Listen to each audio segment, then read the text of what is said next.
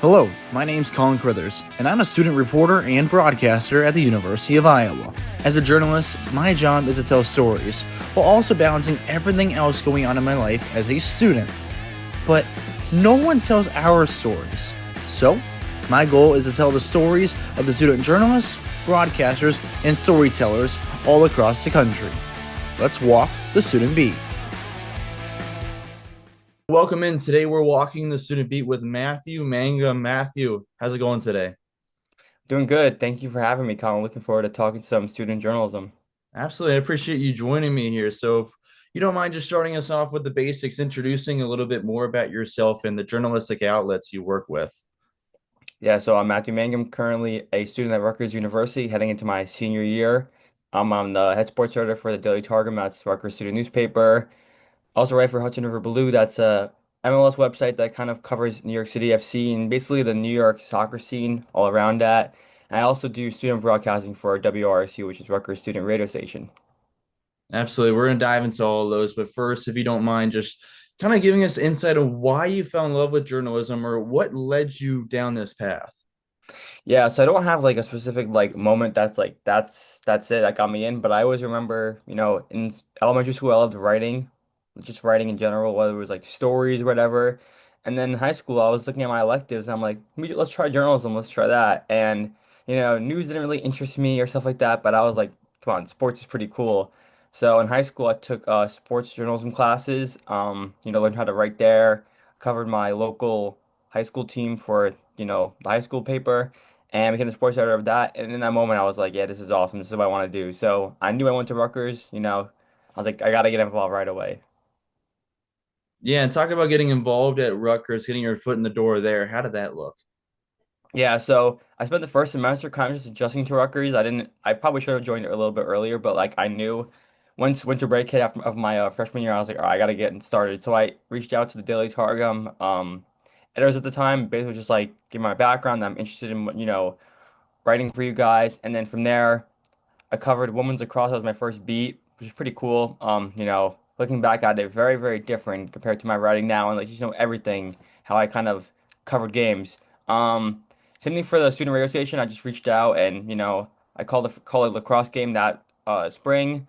My first one, I was very nervous for that, but so from then and that point on, I've just been really involved with the radio station and the paper, more with the paper, obviously because writing's more my forte. Working my way up to head sports editor now, and yeah, it's just been a lot of fun. And then for those that might not know or like haven't listened to previous episodes, if they listen to this podcast at this point, they probably know what the Daily Targum might be. But if they haven't yet, how would you explain what the Daily Targum is and what your role is there to someone? Yeah, so like I said, it's the Rutgers student newspaper. Basically, everybody who writes for the Targum is a student, whether it's an editor or just a regular, correspondent. We all work in this like office in one of the student centers, and uh, you know, nights during the week, and we all just basically publish articles together. We have copy editors and everything. Editors for each desk, whether it's news, opinions, Inside Beat, which is kind of like, media, like, movies and everything, all that stuff. And we have an editor in chief, managing editor. So there's a big, office where we all work together. We all just kind of go through the editing process together for our own stories, and it's pretty cool. And my role basically head sports editor, so I'm the one that plans out the schedule and everything.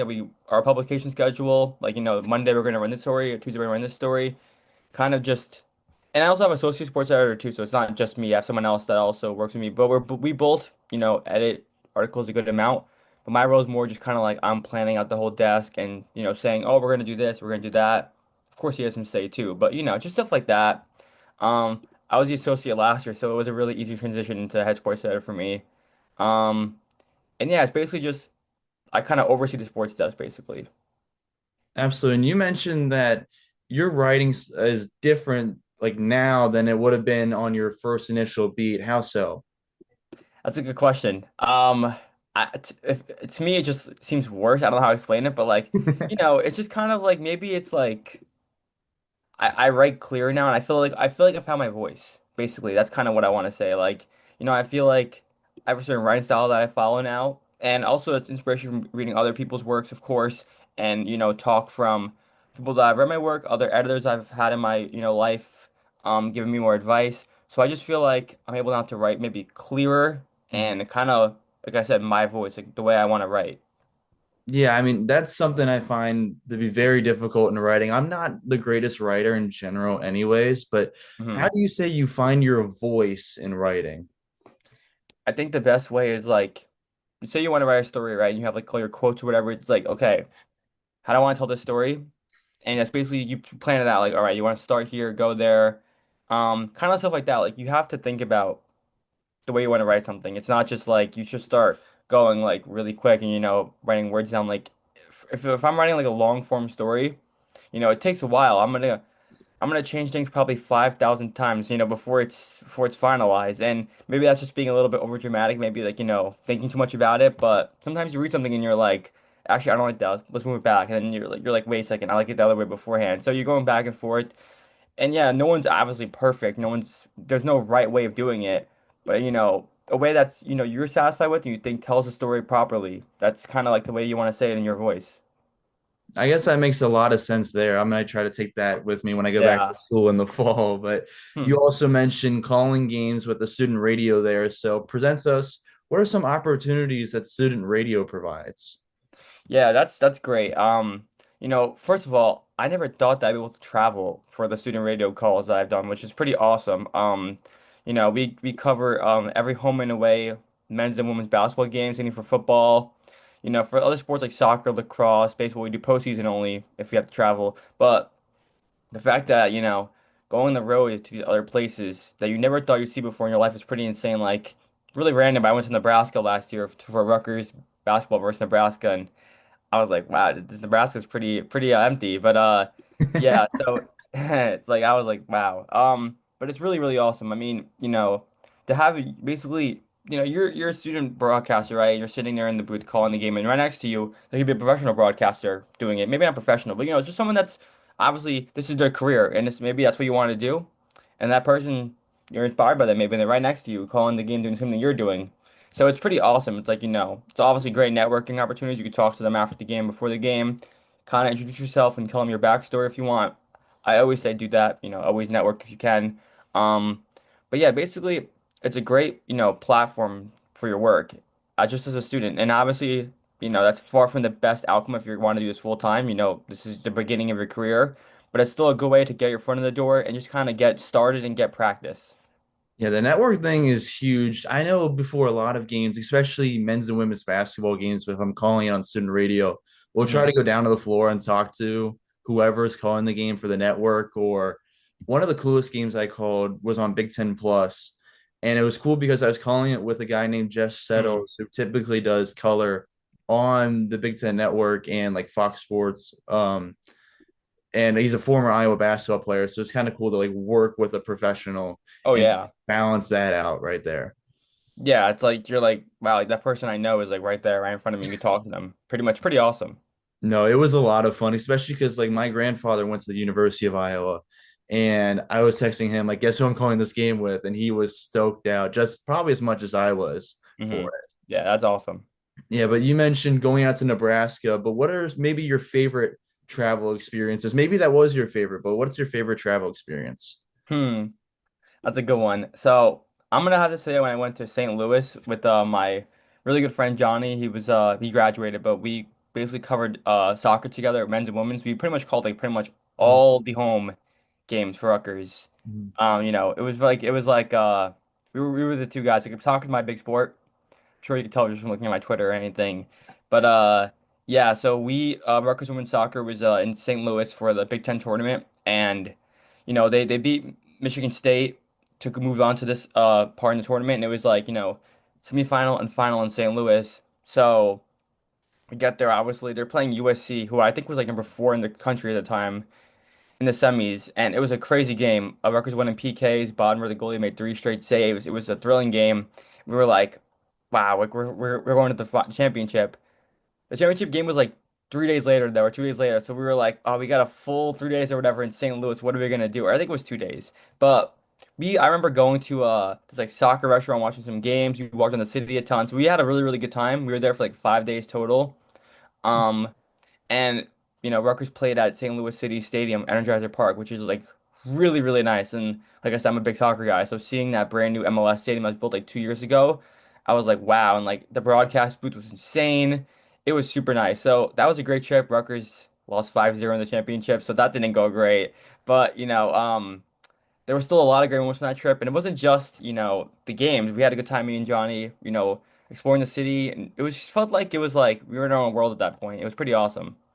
Yeah, I was gonna ask if you guys like what were you guys able to do with those extra days in St. Louis? Was it just the like sports bar it seemed like, or I'm trying to remember exactly. Like I can't really think of might it not now. be much? But no, not really much. Like I think we just like we literally like probably went to the restaurant. We walked in the city. Um, I'm kind of blanking right now, but like we didn't do much. But I remember it didn't feel like the days didn't feel long, so that's a good thing. It felt like it was quick. Like obviously after a while, you're like, all right, I've been here for 4 days now in this hotel room. I want to go back home. But like the trip was still great overall, and looking back at it now, I kind of miss it. So. No, that's fair. I was like one part of was like, all right, what are some cool things you can do there? Because you're in like a semi-major city, but St. Louis doesn't have like too much to do. I've been down there once, and there's like it's a nice city for a few days. Yeah. But that's about it. Yeah, pretty much. I say the same thing for Indianapolis because I went there. I went there for the Big Ten tournament this year for Rutgers, and I ended up getting stuck there for an extra 2 days because flight issues. Hmm. And I I just stayed and watched the rest of the Big Ten tournament games because I had my credential. Hmm. But like, I wanted to go around the city, but I was like, the city's just kind of boring. Maybe that's a crazy. Maybe that's a crazy take, but like, I was just like, I had enough of the city. Like after like 3 days being there. I feel like it's either one you're visiting for like a weekend or like if you live there, it's fine maybe because like it's not like overcrowded. Yeah, That's my assumption. I live like an hour and like I'm back home in Cincinnati. I live like an hour and a half from Indianapolis. yeah. When I drive to Iowa City for school, I go through Indy. So like I think it's fine, but I also haven't been out there enough to really give a clear answer probably. I might have butchered the whole city, but Me too. no, but I mean I was like, with the whole soccer being your sport thing, obviously that makes sense from Twitter, but also Hudson River Blue, you said you write for them, correct? Yes, sir. So tell me what that looks like, what Hudson River Blue is, and the whole details there. Yeah, so basically, Hudson River Blue was an SB Nation site. They were run by that. NYCFC was formed in 2013, this MLS club, not super old, but I became a fan of them because I started liking soccer in 2014 because Mhm. of the FIFA World Cup, actually. That was the backstory right there. And then that new team came to MLS and they signed some guys like Pirlo, Lampard, David Villa, who were like, European legends. And I was like, okay, this is gonna be my team I'm gonna support, MLS, not the Red Bulls. But so that kind of made my love for that team. And then I remember last summer, I was kind of, no, 2 summers ago, sorry. I was basically like, you know what, like, all these summers I'm just sitting here doing nothing. Let me reach out to Hudson River Bloom so I can write for them because I always saw their work on Twitter. I saw their articles always. And I was like, like, why can I do this? So I reached out to them. I sent some samples over. They were impressed with it, and I've been with them now. And basically, as time's gone on, I've kind of grown into do more for the site. First I was just doing preview articles, talking to journalists from other teams, and kind of like writing preview articles based on the opponents. You ask them some questions, they answer the questions about the team.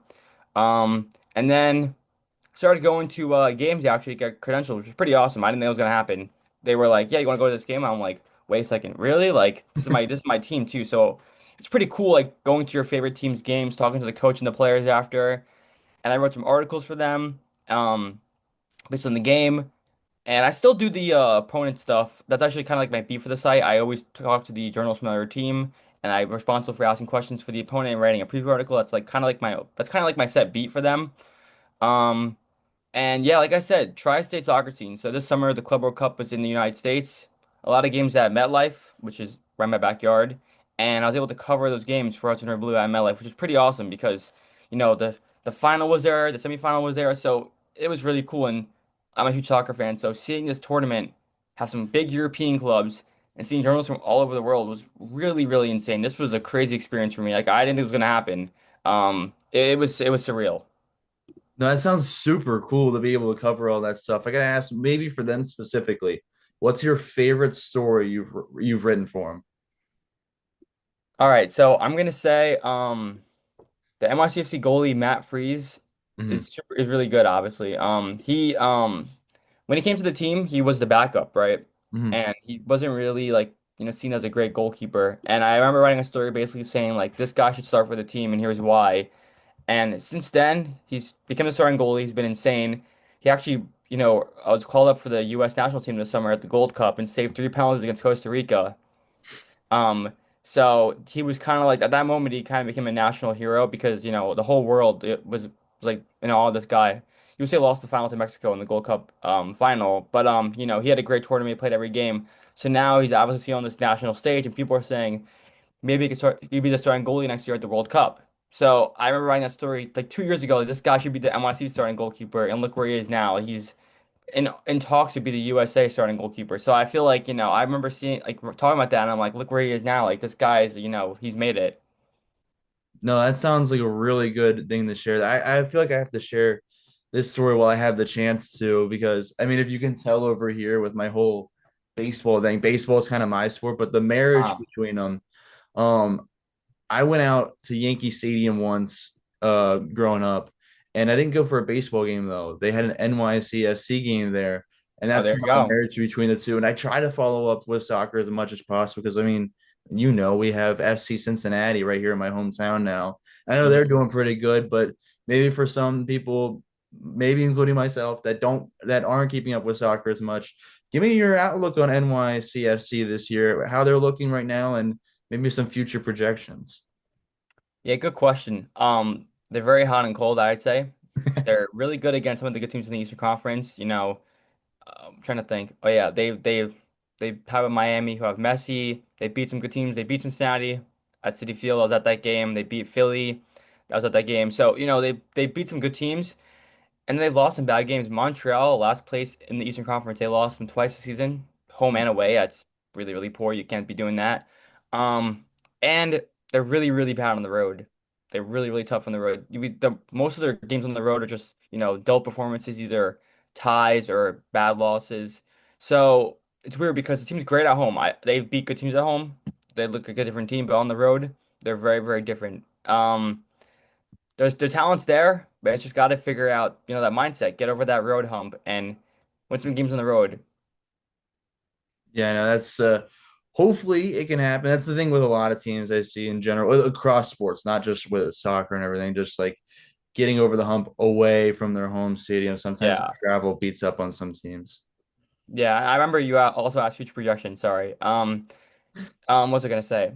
Yeah, this team actually has some hope for the future. I think they got a lot of good young players in this team, and players that are still developing. When this is our first year under Pascal Janssen, the new head coach, and he's brought in some good guys. More signings are coming, apparently coming this summer. We'll see if that happens. But I think that the team take some time to develop under Pascal Janssen, and in 2 years, we're getting our own stadium right next to City Field, actually, called Etihad Park, which is pretty sick. First soccer stadium in New York, which is pretty awesome. I can't wait to be there. But yeah, I think they'll still make the playoffs this year. I think probably like a 6, 7 spot in the Eastern Conference, and then yeah, we'll see what goes from there. But I think this team still has the talent every year to make the playoffs. Just make a decent run. It's just about getting results in the season that are important. And I didn't realize they were getting a stadium now that you said about 2 years for that. Yeah, 2027. Damn, that's really cool to hear there. I'm Yeah. glad I got to find that out before it just popped up on my feed. But with doing all this stuff, I guess with the Daily Targum, your student radio, and then now Hudson River Blue, what do you think is the hardest thing being a student journalist with all of these things combined? Ugh, I can't. I don't even know. The hardest thing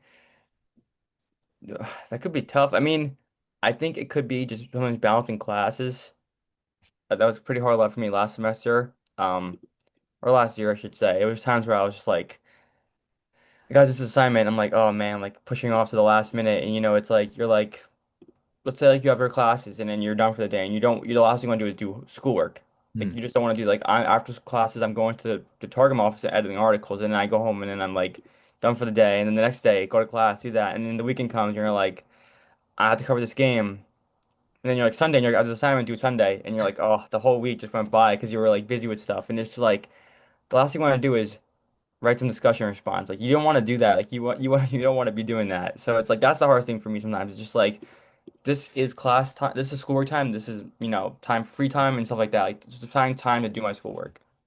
I can give you like a high five through the screen here for that. I felt that a lot, especially the last semester of this past year. But you started to get into it a little bit there. How did you best find a way to balance everything?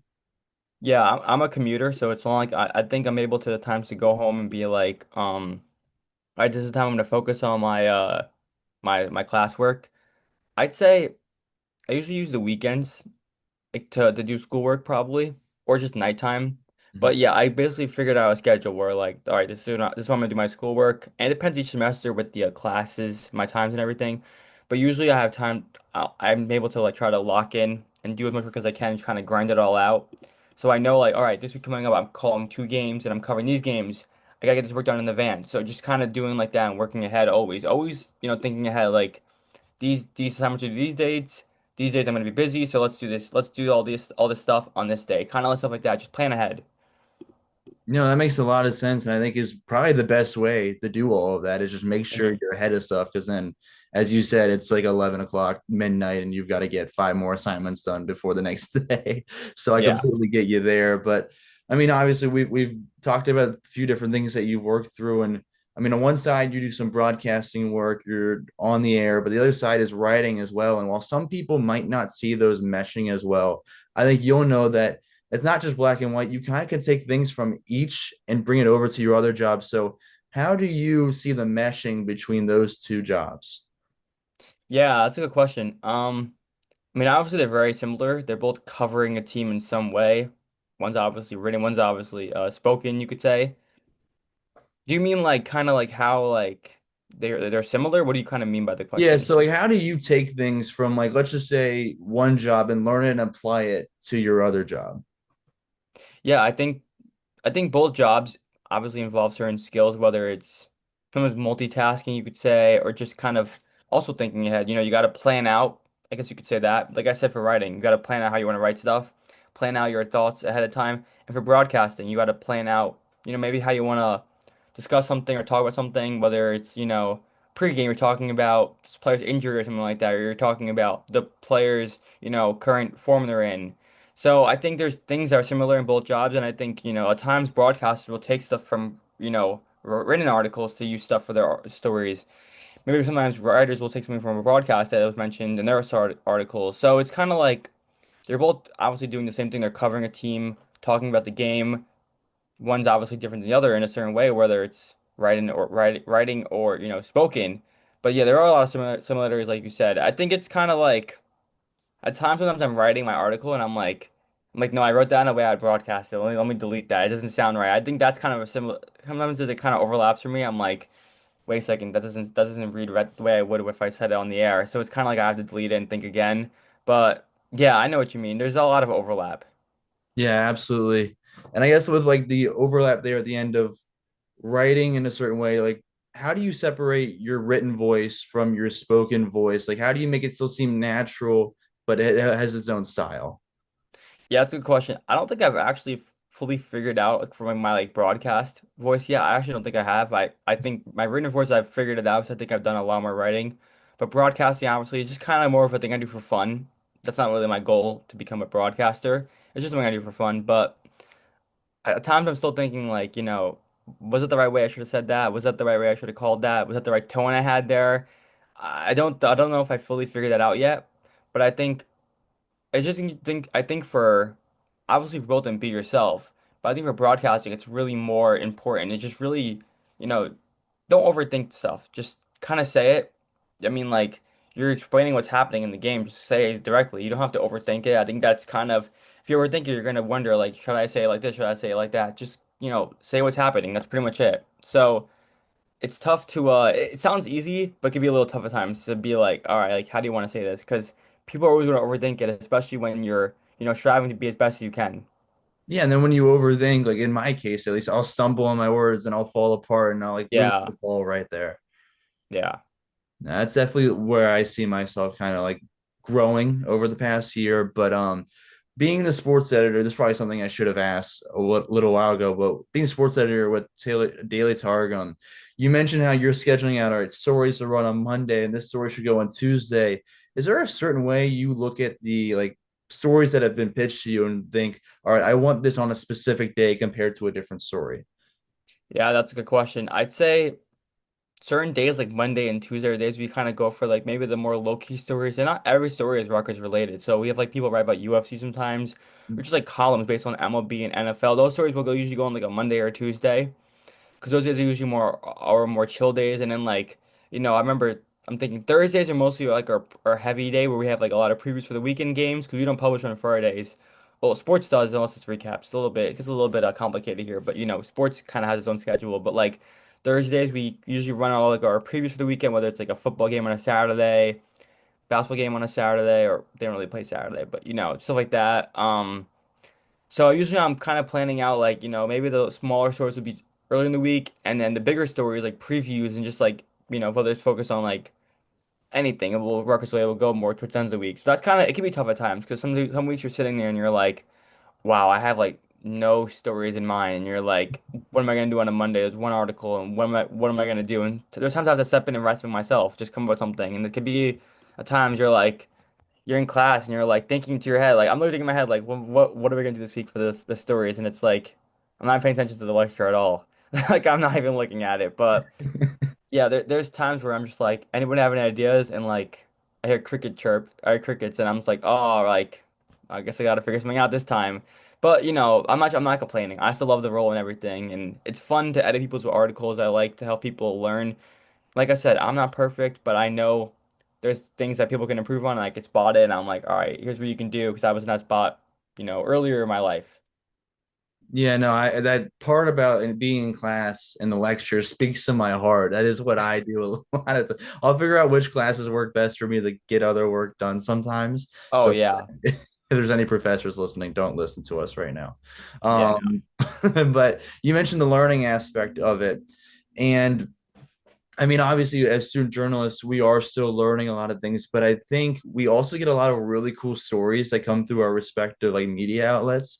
So, what are some of the cooler Rutgers or just other stories that have gone through the Daily Targum, maybe that you've written or just have seen? I'm gonna be a little selfish for two of my stories here. Just Yeah, sorry absolutely. guys, sorry everybody.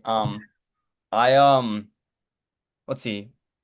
It's gonna get a little crazy here, but Alexi Lawless, obviously a very controversial former soccer player, for his views on the president and everything. I'm not gonna get into all that, but people don't like him for reasons of that nature. But he's from Rutgers. He's now a analyst for Fox Sports for soccer, so he's very well known, obviously, always on national TV. And I talked to him, in the winter just online about his career at Rutgers and everything, and wrote a story on it. It was pretty awesome to talk to him, though. It was really cool. He's obviously really, really well known. So I was a little bit nervous. Didn't think he was gonna answer me. I just shot him a Twitter DM, and he's like, "Yeah, let's do it." He answered like 5 minutes later, and I'm like, "Oh, okay." That was pretty cool. I'm actually right now writing a story on Carly Lloyd. She's also from Rutgers, and I talked to her like last month or 2 months ago, and I haven't gotten around to writing a story, but I'm doing it right now. Procrastinated there. But I'm writing a story based on her career at Rutgers and everything, and how she went on to win two World Cups and everything. So it's a really cool story. That's a story where I'm like, that's another story. I'm struggling to figure out at times like how I want to plan it, write this out because everyone knows what she did of her USA career. I'm trying to focus more on her, rise up from high school to there because, it features Rutgers, which is obviously huge. That was a big role in her career. Um, so it was cool to talk to her too. I think she's by far the most successful Rutgers athlete of all time. I mean, two World Cups, two Olympic gold medals, 316 appearances with the U.S. national team. She's an icon. And what was I gonna say? Oh yeah, I wrote a pretty cool story about Dylan Harper and Ace Bailey after Rutgers didn't Mhm. make the NCAA tournament last year. It's basically just like a what went wrong article. I didn't hate on them. They were great, obviously, but it was a pretty cool story to write. I knew in my head like this story is gonna. I had the story actually mostly pre-written before they lost in the Big Ten tournament, and then I just added on the final touches and published it then a few days later. But those are some stories I'm really proud of. And talk to me about what it was like to watch those two, especially with the season that Rutgers men's basketball had. Yeah, so my good friend Camden was covering men's basketball last year because he was a senior. So this year I'm covering men's basketball, so it should be a tough year for us, but that won't be really be fun. But hopefully it will be. But I saw more of it actually broadcasting last year than being there for the Daily Targum. I was there for a few games, but I was mostly there broadcasting, and it was awesome to obviously call those games. I mean, those guys were insane. They could just, do something in a matter of seconds, and they could change the game crazy. But yeah, all year long there was all talk about, this is the team, and I remember I was so excited when the season finally started, and we saw, the team looked good at the start. It was non-conference play, some weak teams, and then the whole started to finally show when they started to lose some games, and yeah, obviously it did not go good at all. So it went from, what's the word, like just pure excitement to pure disappointment, like pretty quick, like in the matter of like 2 months when the season starting. It was really pretty rough to cover that team or just be around it at times last season. No, I gotta assume that felt like almost like a dagger in the heart a little bit. Yeah, 100%. Everyone was like, this is gonna be a year to remember forever, and it will be the year to remember, but not for the reasons that people want it to be. It should have been, I mean, it should have been though. It really should have Oh been. yeah, I know. Yeah, don't get me started. Not You could to be, I could be here all day. Yeah, not to bring it back up and put that back on you guys again at all. I know that was probably not a great feeling, but still cool to see those two play as you Yeah, were that was mentioning awesome. still. But I think again, writing isn't really my forte as much, not what I do as much. I do like or I do more of the TV side of things, but talking to a lot of people, whether it's at Iowa or through even this podcast, they'll either say when they're going to try to find their like how they want to tell a story, sometimes they're like, I just like to do it on the spot. Whatever comes to me is my best like look. When I go back and second guess myself, they don't feel as comfortable. Or other people have told me they like, all right, I'm gonna do it one day, then I'll go the next day and I'll look at it and see if it's still the way I want to tell the story. Then I'll look at it the day after that and see if that's still how I want to tell the story. And if I'm comfortable, then I'll submit it for publication. What is your kind of style there? Are you the same way as that, or is there a different way you try to find the way you tell your stories? Yeah, it's interesting. I think for stories that are time sensitive, like a recap, I'm kind of that person that just kind of writes it, and that's it. Maybe I'll go back and edit it in the system after it's done the next day when I read it in the morning, but not too much. I think when I'm writing under time pressure, I'm kind of able to lock in more and kind of write it better that the way I would like it more. But when you're not on a budget crunch like that for time, obviously, you're writing a story that you can publish whenever you want, like my Carly Lloyd story right now. I'm able to go back and look at it a lot of times. Maybe that's not really a good thing because, you can keep changing it and you're like, that's not good, that's not good. But I've done it before where I go back in the next day and read it over. That happens a lot with me. But, those recap stories, I like that. I agree with that. The kind of you write it, you just kind of, start going and writing and then you're done, you're done.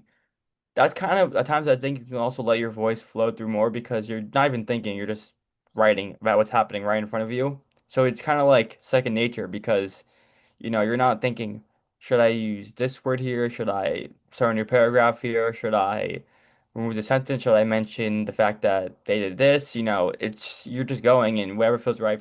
And then, like I said, you can go back and change it the next day, but I try to avoid changing it drastically because I just, that's just a story. I want to keep it how I wrote it. Yeah, I think that's a side that some people don't see, especially with student journalism. So I'm glad you're able to talk on that for a little bit. But you also mentioned earlier, sometimes, and I feel this a lot, is I get a little nervous getting ready to talk to some people or do an interview. Um, so my question for you would be, how do you kind of push through or grow out of those nerves the more you do it? Because I'd say if you don't, let's say you're nervous to ask a question to a player, right? Later that night, you're gonna be like, oh, I should have asked him. Even if I stuttered, who cares? I should have asked him the question. So there's times where I'm in front of this person and I'm like, oh, like I want to talk to them and like I'm nervous, but I'm like, will this chance ever come again in my life? Well, let's just do it. What's like I promise you, if you stutter a little bit, like no one's gonna care that much. Like no one's gonna remember that. They're all focused on talking to him. They're not worried about what you're saying, how you look, what you're doing.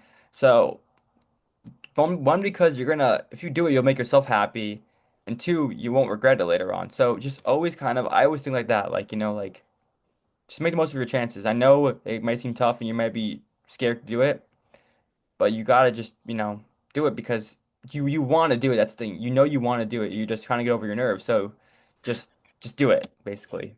That's exactly what it is. That's something I try to get a lot better with this past year. Like all right, just do it because you'll feel better. Exactly as you were saying, you'll feel better about it. And then you'll have the question you want for your story. I mean, that was Yeah. some of my stuff. It was like, all right, I need someone to speak on this. Please give me one question. But Yeah. Yeah, you're like, come on. Just come on, man. he's passing it around. Like we were hosting we had a WNBA preseason game at Iowa with the Fever and the Brazil national team. Wow. And at the very like after the game, I was like, I gotta get this one question from Caitlin Clark. So I was lucky that I got like the last question of the post game press conference, and was I again nervous as all could be to ask this question.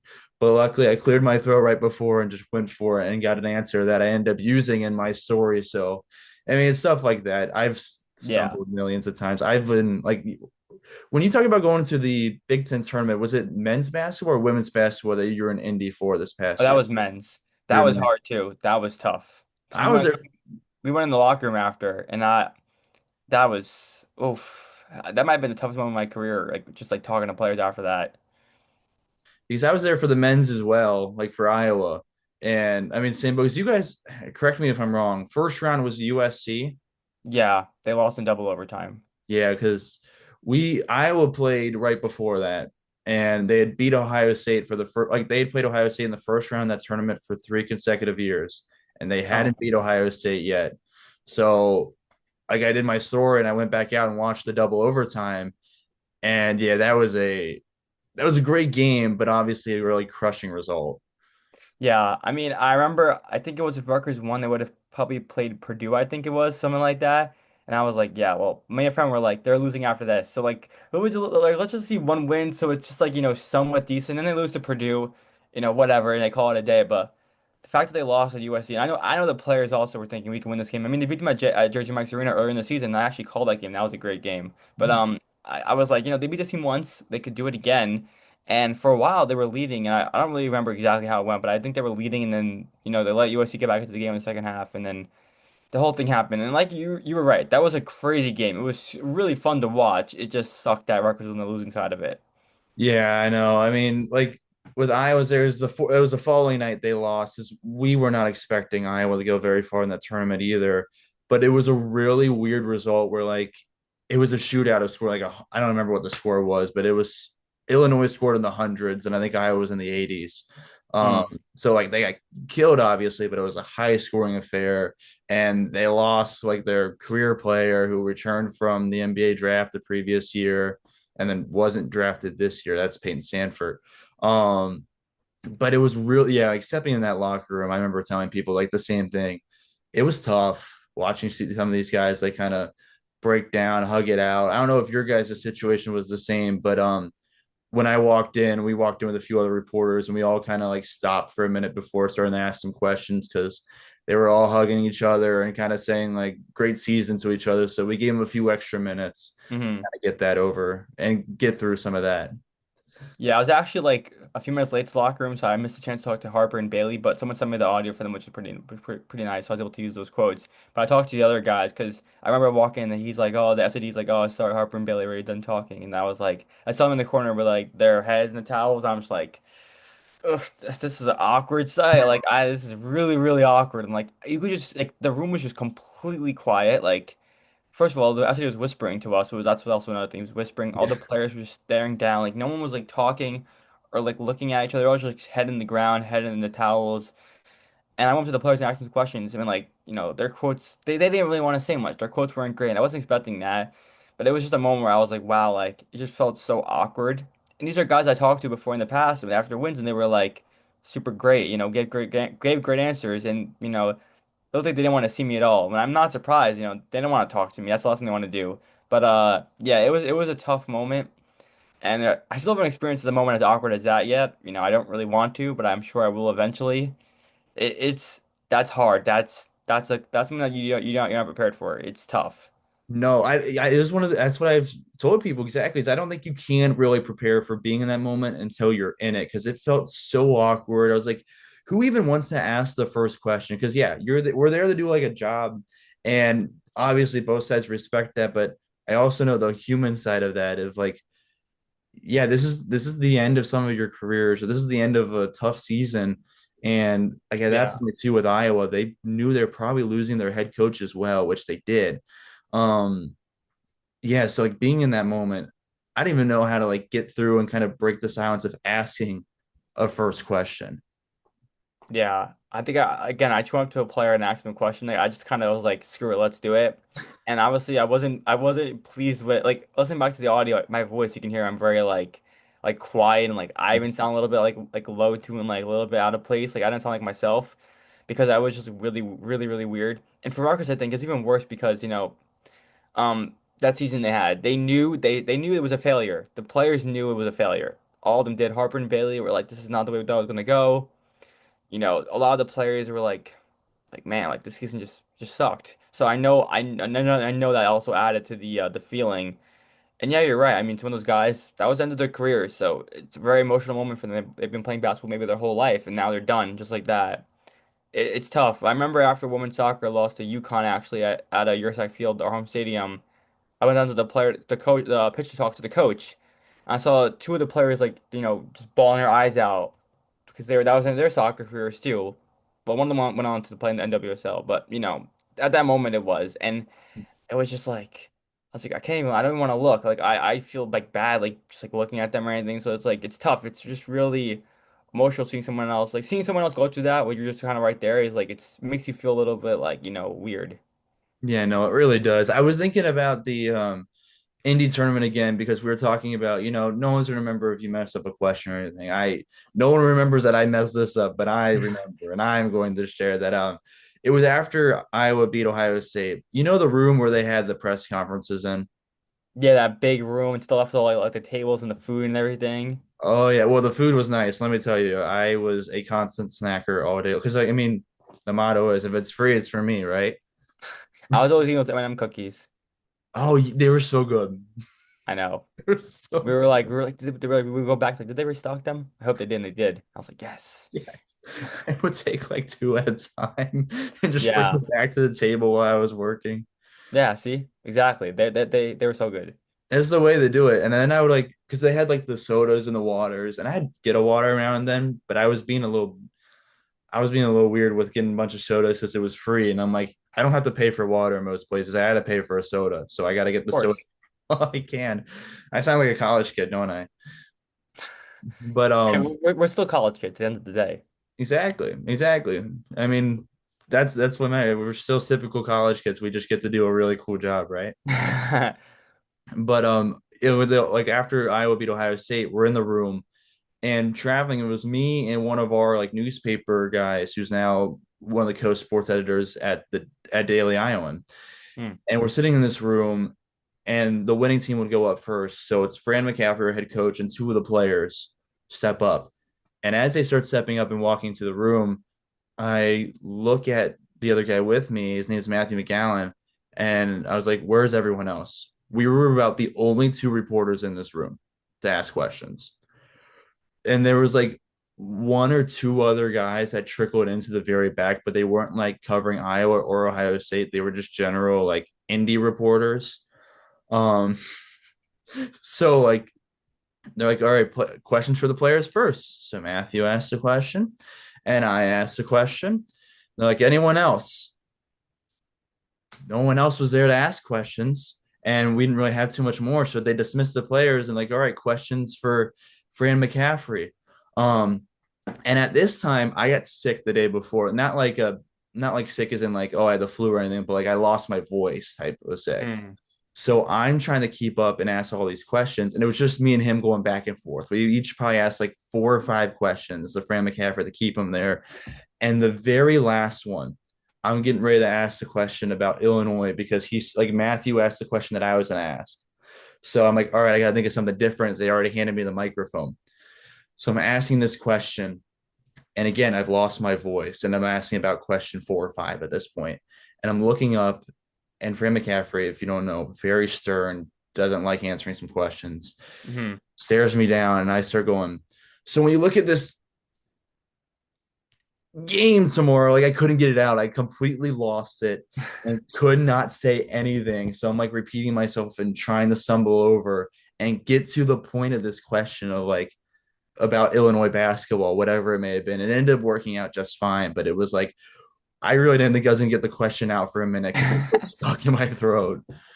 That's funny. That's funny. Wait, why are you the only two people there? No one else traveled for Iowa? No, they had a lot of people travel. They just didn't come down to the press conference room. I think we were all trying to figure out at that point too, like how the system was working with like the locker rooms and everything. That's why I was late, like 2 minutes. I didn't even realize that it was happening simultaneously. So I just like ran down there. I didn't either. So like I like for the game one, I did not go down to the locker rooms. I didn't really need some of that stuff after they beat Ohio State because I got enough decent quotes from the press conference. But like I also knew someone else that was going down there, and they're like, it's not too many great quotes right now. You're all good. Um, Mm. but no one came up from the locker room. Everyone went down there, and they didn't come up for the press conference. So it was just us two there, and then a few other guys who like trickled in the middle of it, and it was really weird because then all the other Iowa reporters came up. They're like, "Oh, they already did it." We're like, "Yeah." So Hmm. like from being there, they gave everyone a transcript of it, so everyone still got to use the quotes from everything that we asked. But it was like Yeah. no one else was there that kind of helps to help help out things. Yeah, my friend and I were like, I was like, what's like, how's it work? Let me go down there and just look. So my friend stayed at the press conference for Rutgers, and I came back. But the funny thing is, I made it to the locker room, right? I like some security guy showed me the way, and like I said, I was a few minutes late, so I missed like quotes from Harbor and Bailey, but whatever. Someone I knew sent them to me, so it still was worked out. And then I was talking to the players, and the SID's like, "All right, guys, we're going to the press conference now." I'm like, oh, like so I was actually walking behind Steve Peichel and like the SID to the press conference. So when they walk in the like, so I guess while I was in the locker room, USC was going first, so I wasn't missing much. Like my friend was there, but it's so funny because like my friend, I'm texting him like, all right, we're walking up now, and the door opens up. Steve Peichel walks in. So there's like I think two players, Jeremiah Williams and Tyson Acuff.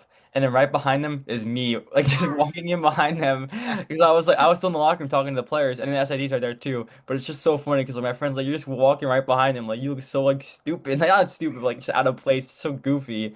So it's just so funny because like I'm like walking, I'm like texting them, I'm like behind Steve Pico and I walk into the press conference or whatever, and like I just show up behind them. So like it was just funny. It was a funny moment.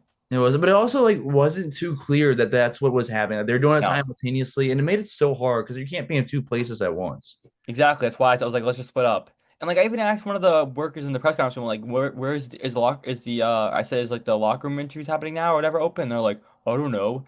And I'm like, oh, that's great. Like I don't even know what to do now. They're like they didn't even know anything. So I'm just like, all right, let's just go on there and see what's happening because it said like they'll open at this time or whatever. But it didn't say which one was going for. I don't know. It was just confusing. I remember reading the email like 1,000 times trying to figure it out. Yeah, you know, because like we got don't worry, we got the same thing, like the same answer to that question from people there of like, we're not really sure because like we looked at it and you remember like the way it was written was like it'll open 30 like 15 or 20 or 30 minutes after the game and they'll do press conferences first. And then we sit there and they're like, oh no, they're open at the same time. And I was like, Yeah, so you think you can go to the press conference and go to the locker room after. "Hmm, That's what the thought was. yep. But it's like no, you got to pick one or the other. No, it was, yeah, it was a whole weird thing. I guess also with like Rutgers basketball because Dylan Harper, Ace Bailey. I won't ask you about the season, but with their them getting drafted this summer, do you guys have any coverage with the NBA draft? Yeah, I tried to get there for the Targum, but the NBA thing I never heard back, which kind of sucked. I was like, I remember I was spending like, I remember in May I was like applying for stuff, and people I know from like Rutgers rivals and everything sent me links, and I just never heard back. So I was kind of like, okay, well, I tried my best. Yeah, That's all I can do. But I remember applying and everything, but it was I wanted to be there, but couldn't be. Um, but yeah, there were other Rutgers. There was other like Rutgers and local coverage there. Wish I was there, but oh well. What am I gonna do? I tried. that's fair. I mean, I guess also like pre-draft, like was there anything that you guys had like pre-draft leading up to things with? Because I know, like, I'll throw it out there. There was some stuff out there about Ace Bailey and his messages to some teams. Oh Did you yeah. guys have any coverage leading up while you were still in school?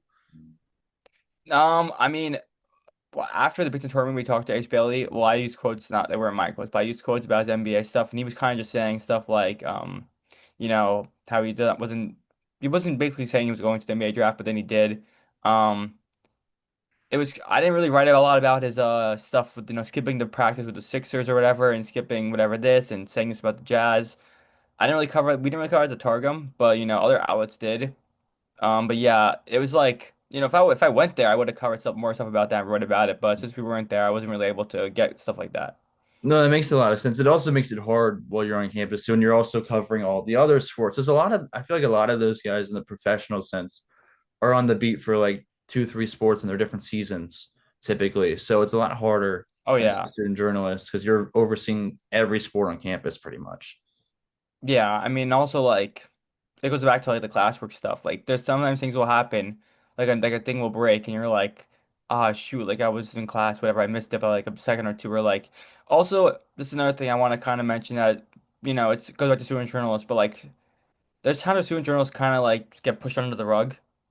Like it's happened a lot. Like sometimes there's like other Rutgers media outlets like they'll get scooped on things and I'll like see and I'm like, why didn't we know about that? Or like why didn't we know about it? Or like also just like all these outlets got to talk to Steve Peichel in his office about this and I'm like, well, why wasn't the Targum involved? We're at every single home game, we've been covering it for years through the bad, like the bad years ago and like, the high, which was I guess you could say last season because there was a lot of hype, but like why was the Targum not informed about this? Why didn't we know about this? It can be a little frustrating. That's why at times I'm like, thanks guys. Like, No, it is very frustrating because also the Targum has a good like good historical standing there at Rutgers, correct? yeah, I think it's also the second oldest newspaper in the country, college newspaper, something like that. Wow, that is extremely impressive. I knew it had some history there, but I didn't realize it was maybe the second oldest in the country. But it flows Don't into, quote me. I'm pretty sure that's right. we'll say it's one of the oldest in the country. Yeah, How about yeah. that? That's the quote there because it's around that spot.